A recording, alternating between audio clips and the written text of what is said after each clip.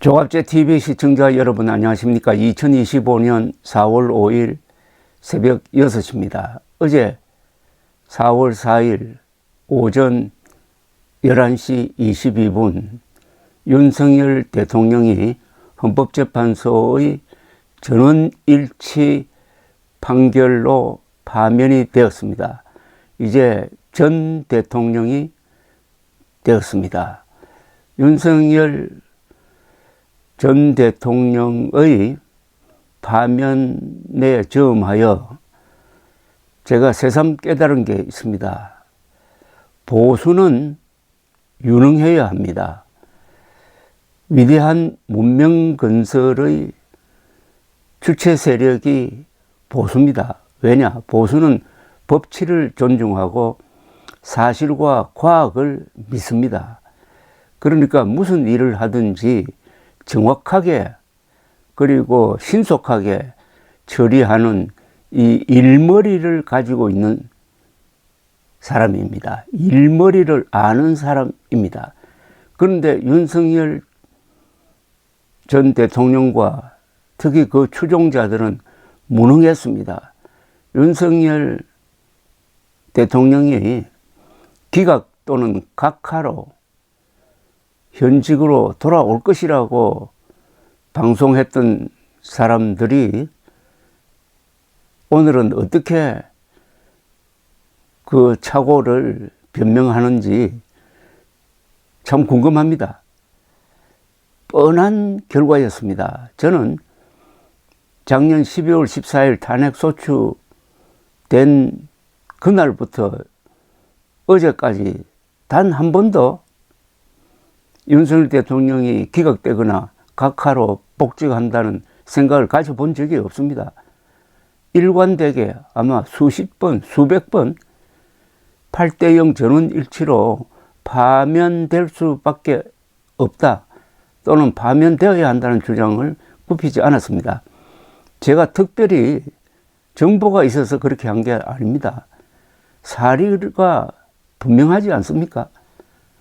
대통령이 망상에 사로잡혀가지고 군대를 동원해가지고 적군이 아닌 국민에게 또는 국회의원들에게 총뿌리를 돌려 놓도록 했다면은 그 책임을 져야 할 것 아닙니까? 그 책임은 파면 말고는 뭐가 있습니까? 그런데 어떻게 각하 기각 예상을 했느냐 이겁니다.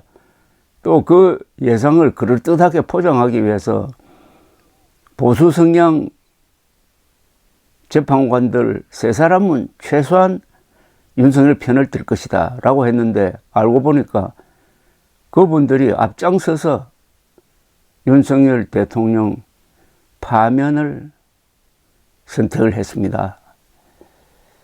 정보 판단이 잘못되면은 일을 그르치게 됩니다. 윤석열 대통령이 왜 파면되었느냐?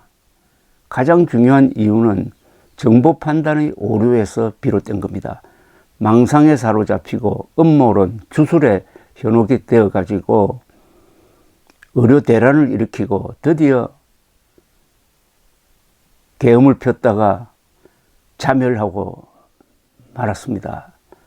어떻게 하면은 정확한 정보를 취득하고 그것을 정확하게 분석해서 거기에 따라서 정책을 구현할 것이냐 하는 데 대해서 동양에서는 오랫동안 고민해 왔는데 실사구시란 말이 있습니다. 너무나 간단한 원리입니다. 실사구시, 실은 현실입니다. 사는 사실입니다. 현실과 사실에 기반하여 구시, 어떤 정책을 추구한다, 옳은 방향을 추구한다는 정신입니다. 실사구시. 실사구시가 동양 정치사상의 가장 핵심적인 키워드입니다. 윤석열 대통령은 실사구시 대신에 음모론과 주술과 아무런 근거 없는 희망에 기준하여 정책을 폈다가 이렇게 되고 말았습니다. 정확한 정보를 얻으려면은 마음을 비워야 합니다. 맑은 마음으로, 맑은 정신으로 정보를 소화해야 되는 것입니다. 그런데 이 한국의 보수가 무능한 집단으로 찍혀버리는 것은 너무나 억울합니다. 그건 또 정확하지도 않아요. 왜냐? 윤석열 자체가 보수가 아닙니다. 가짜 보수입니다. 진짜 보수는 아직도 건재합니다. 진짜 보수가 사라질 수가 있습니까? 진짜 보수가 누굽니까? 군인들, 기업인들, 과학자, 기술자, 전문가들. 다 이 사람들이 진짜 보수입니다.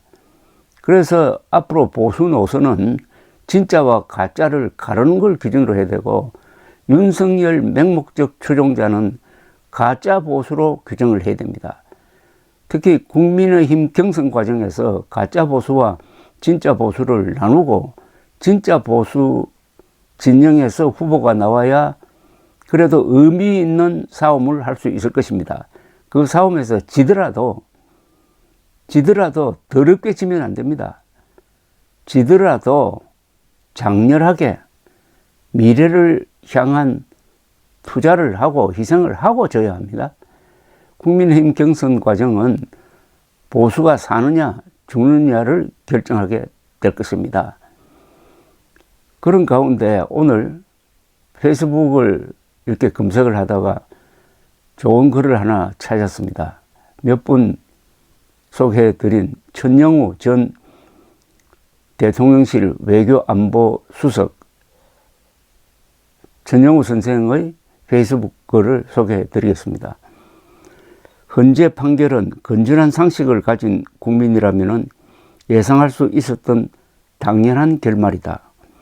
헌재가 보수적 성향의 재판관만으로 구성되었더라도 법과 양심으로 재판한다면 결과는 달라질 수 없었다.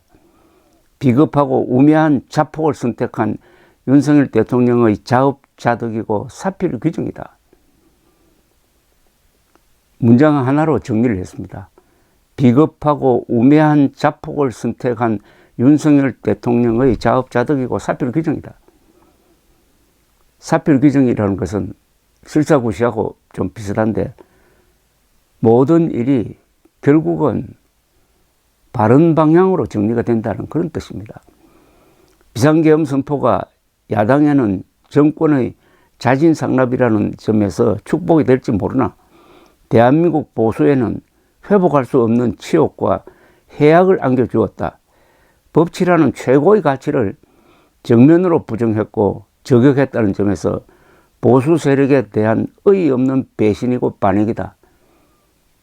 윤석열이 보수 배신자라는 겁니다. 어제 헌법재판소의 표현대로라고 하면은 국민 신임의 배반자라는 뜻입니다. 국힘이 진정한 보수적 가치를 대변하는 정당이라면 탄핵의 주도권을 야당에 빼앗길 것이 아니라 앞장서서야 하고 가차없이 윤통을 손절했어야 한다. 12.3 비상계엄 이후 국힘당 주류가 취해온 계엄과 탄핵에 대한 어정쩡한 입장으로 국힘당은 이제 역사의 미화가 되고 정치적 몰락을 선택하는 우를 범했다. 대통령이 자폭을 선택하면 당이라도 살릴 궁리를 해야 하는데 동반 자살을 선택한 것이다. 이제 보수는 오랜 후에라도 정권을 찾아올 전략을 세워야 한다. 국힘은 그간 계엄을 두둔하고 탄핵을 반대한 간부들을 속히 퇴진시키고 보수의 가치를 바로 세울 인물을 기수로 내세워야 집권의 신락 같은 희망이라도 살릴 수 있다. 국힘은 다시 생사의 갈림길에 섰다. 한 달 정도 예상되는 국민의힘의 이 경선 과정에서 국민의힘이 보수의 배반자에서 보수의 수호자로 돌아올 수 있느냐? 간단하게 이야기하면은 윤석열의 계엄과 윤석열에 대한 탄핵에 대해서 어떤 태도를 취했느냐를 기준으로 해가지고 대통령 후보를 뽑아야 된다는 이야기입니다. 윤석열 추종자들이 지금 주도권을 잡고 있는 국민의힘이 그런 유턴을 하지 못한다면은 역사의 패배자, 아니 보수의 배반자가 된 윤석열 전 대통령과 함께 엮여가지고 낭떠러지로 뛰어내리는 꼴이 될 것이다. 저는 작년 12월 초부터 이런 표현을 했습니다. 윤석열이라는 썩은 새끼줄을 잡고 인수봉을 올라가다가는 어떻게 되겠느냐 경고를 했지만은 국민의힘 지도부는 지금 벼랑에 서가지고 한 발을 허공으로 내디딘 상태입니다. 그냥 낙하할 것인지 기사회생해서 절치부심하면서 계기의 날을 기약할 것인지 이제 시간이 없습니다. 감사합니다.